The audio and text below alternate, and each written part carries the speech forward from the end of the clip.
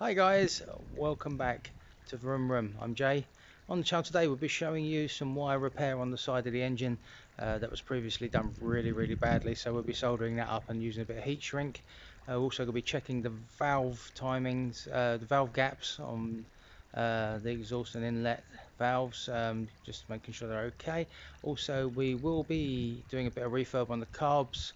After another clean we'll have a look at the jets and just make sure they're clear and that the floats are okay and everything's okay, ready to go back on. So we're still waiting for some serviceable parts. Hopefully by the end of this video I will have them all, and we'll be close to putting the engine back in. So let's see how it goes, and thank you for watching. Right, so you can see it's covering the inlets just to keep them relatively debris free. But the first job today makes a hell of a difference now I've cleaned it, is these wires.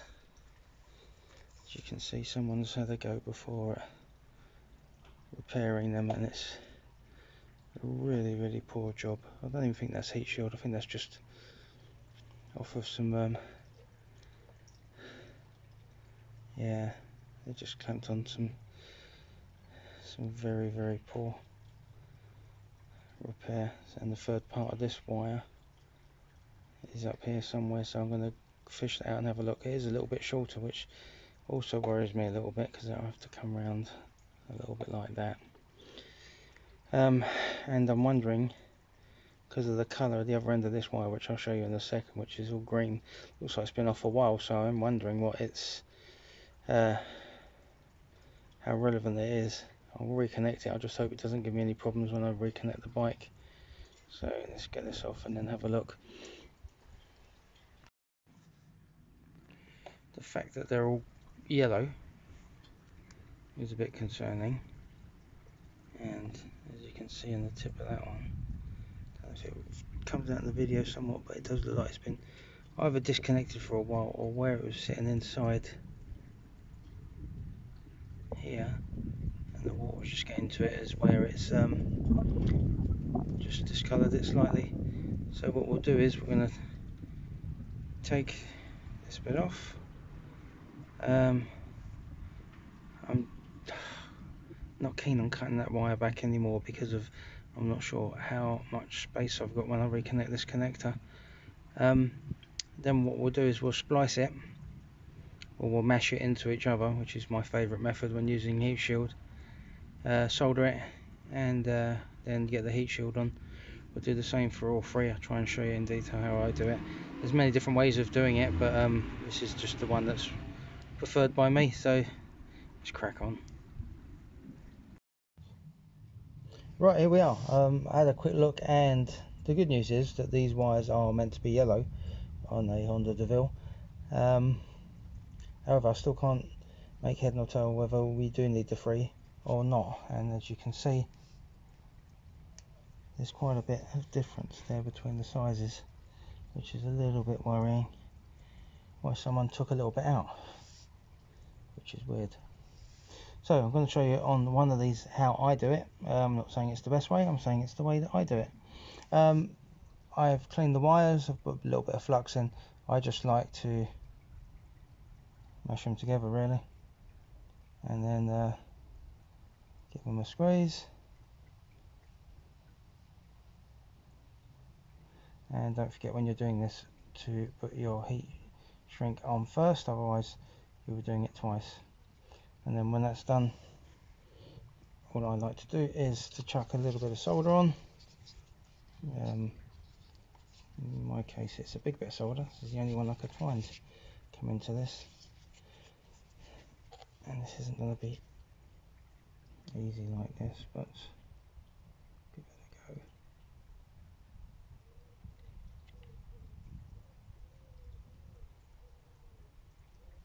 And this was my backup soldering iron. I couldn't find my original one, and I think I know now why it's my backup one, because it doesn't actually get hot enough to melt the solder. So we'll be back in a sec with a different soldering iron. Just had the curse of trying to record stuff on video of talking to yourself for 20 minutes and then realising that you hadn't pressed record. So this is where we're at. They were right big. I've got the wrong size solder, and that's meant for gas use only, which is what I did, as you can probably see by the burn marks. A bit of heat and eventually got it right, and heat shrink them on, and now they've just been taped up and ready to go, so I'm more than happy with that. And so we're going to move on to the valve timings, the valve clearances. So I'm going to try and do them live or going through, just so you get an idea of how to do them properly, or what I would consider doing them properly anyway.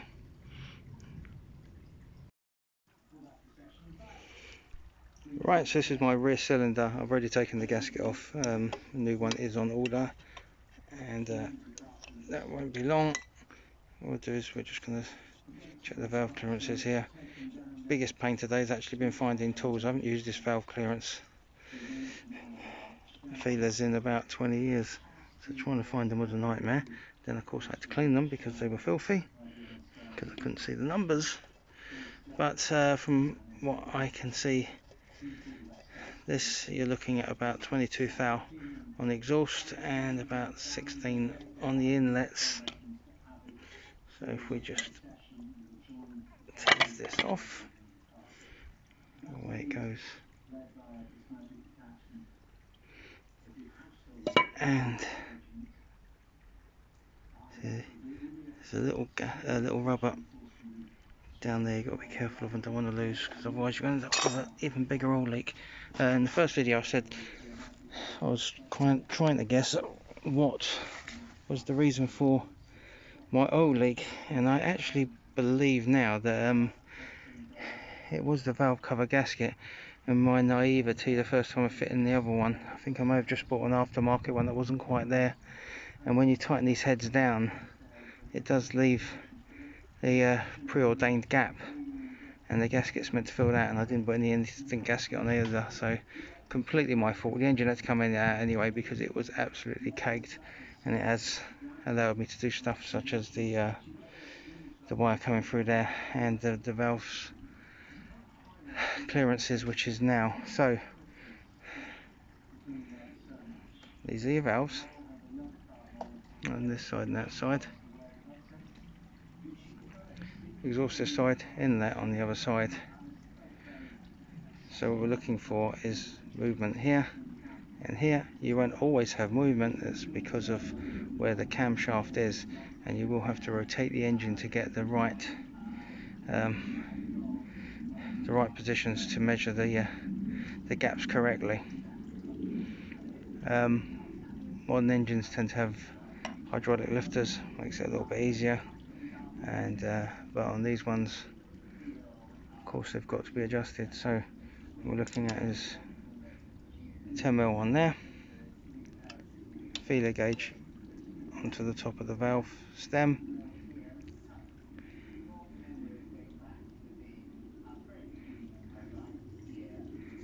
there's your camshaft, two of course, one per bank, and let's have a look. Valve springs right at the top of the valve, holding the spring compressed. Oh, sorry, down too far, a little bit in there.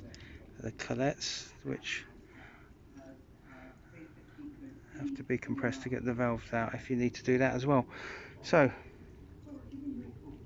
I'm going to get the cam in the right position and then come back and have a little measure.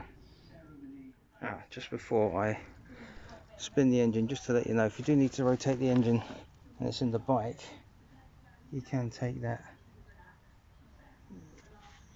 centre out there. You can check for TDC or front or rear banks there to adjust it. Hi, so today has been an absolute disaster. Where to begin? What was meant to be quite easy jobs have turned into nightmares. The wires not having the right size solder meant that the soldering irons weren't working properly, so that was a real issue. It's used bow torch on them, which wasn't the probably the best solution, but I had a position one, so it was a little bit tighter on the flame, so it worked okay. The valve clearance is, yeah, okay, it's kind of done, but it's not brilliant. The feeler gauge I used was at least 30 years old, and you couldn't see the numbers properly, so I'm not entirely convinced that I've got the sizes that I want to make sure they're okay. So what I'm going to do is, when I put the bike back in, I'm going to check the valve clearances again before I go too far. Went to take off the side, the side hold, so I could reach the crank and turn the crank. No, that rounded off, so I had to put it in gear and turn it using the back shaft, which was an ideal solution. So everything that's just happened today is just not gone right. Every time I look for a tool, it was in the last place that I expected it to be. It was either caked in grease or it was just useless. So I'm going to order myself a new feeler gauge right now. We're going to move on now to something just a little bit easier, a little bit the restoration on the bike itself and the frame. There's a couple of bits in black that I can refurbish when I'm still waiting for the engine service part, so let's crack on with that. Right, so I adjusted the exhaust valve, and to be fair, it was very slightly out. The inlets are spot on. I know while I've got it out I should really do the other bank, but I don't disturb the gasket, and to be fair, it was running quite well before it came out. There was no real noises coming from the engine, and it was sounding quite good. The only reason I really messed about with the exhaust one was just because it was off and done, and for the amount that I adjusted it, it really wasn't worth messing around with. But it's done now, so brand new gasket and plenty of gasket sealer on there. Yes, a load of new plugs, so they'll go on because they're a pain in the backside to put on when they're on the bike. And then I think the next part of this, you'll see me getting it back in. The inlet carburetor rubbers, I'm going to take them off and soak them in oil. Apparently that's a good tip to get them nice and supple again, so we'll do that, and I'll leave it overnight, and they won't be going in today anyway as I'm seeing it, but it's very close now, so happy days. Right, so I've just been having a feel around. I've got the engine mounting bolts where I want them, so when I lift the engine up to the correct height, hopefully they'll just slide back in. And I shoved the UJ back on the final drive just to make it a bit easier to line up once it is ready to go back in, and greased it slightly. So I'm going to grease the bolts now. I'm going to get the engine mounting jack out, engine jack out, or just the jack as it's commonly known. Get the engine onto that. We'll lift it up and we'll give it a little bit of a test fit. Right, what has only been a couple of seconds for you has actually been a while for me. It's ready to go back in. Everything's done. I'm quite happy. The frame of the bike, well, I didn't go to town on it. What I have done is covered up and got rid of some of the rust with hammerite, and especially around the areas on the inside, just made sure that won't corrode anymore, given the main stand and the side stand from Love, and generally had a bit of a clean going into it. So this is going to be easy. What could possibly go wrong?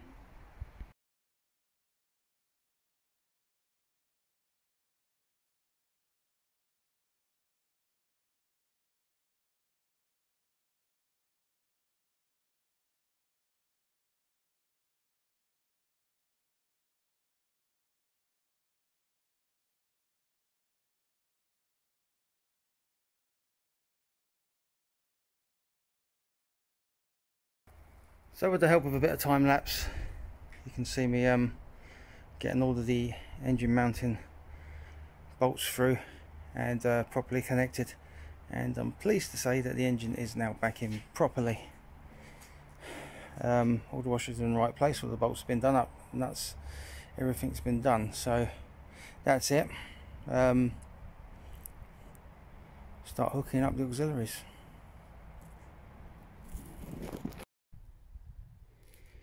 Right, we have been busy. We found a home for every pipe, for every wire. We've connected the battery back up, and we have lights on the dash. Time for the first start. I don't think this is going to be easy. There's no petrol in the carburetors. But we'll choke it up and see what happens.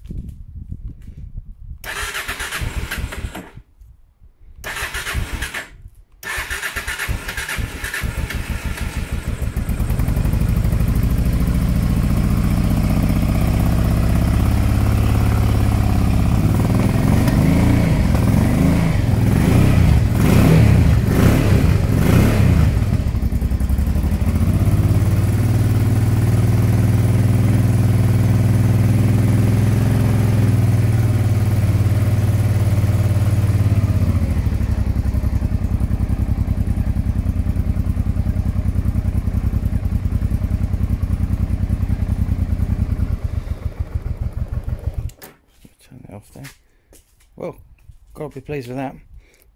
We'll check again for the little oil leak that was historic.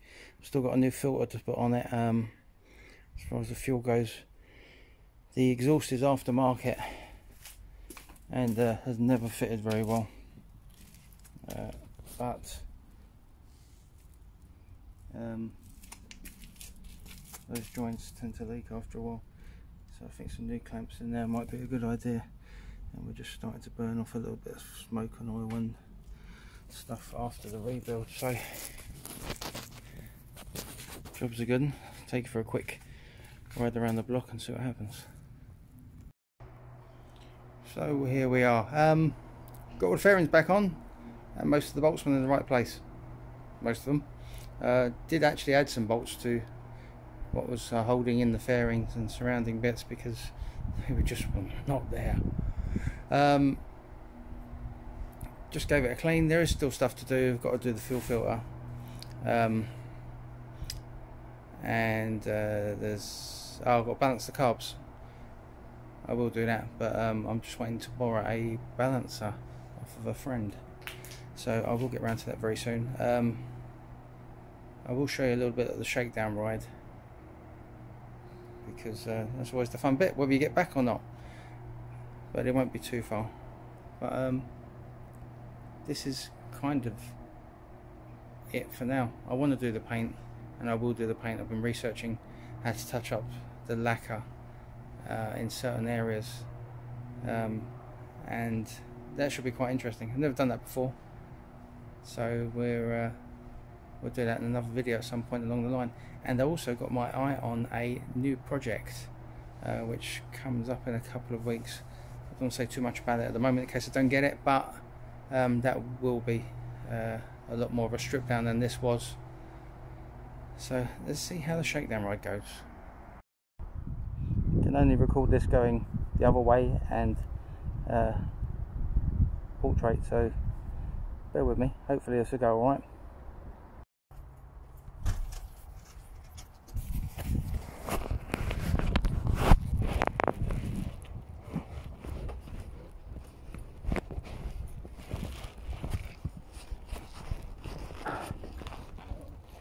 in a bit.